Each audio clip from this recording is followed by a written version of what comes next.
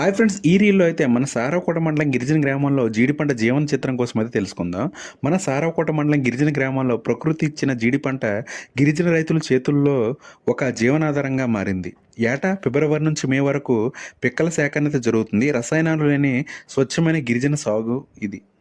ఇక్కడ నేలల్లో పండే జీడిపిక్కలు సైజులో పెద్దవిగా ఉండటమే కాదు, భలే రుచిగా కూడా ఉంటాయి.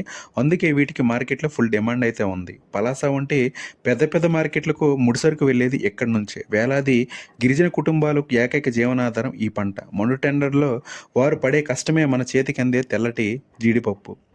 ప్రతి జీడి చెట్టు వెనుక ఒక కుటుంబ ఆశ అయితే ఉంటుంది. కష్టమైన ఫలితం మధురంగా ఉంటుంది. ప్రకృతితో కలిసి జీవించే జీవితం ఇదే మన సారవకోట గిరిజన గ్రామాల ప్రత్యేకత.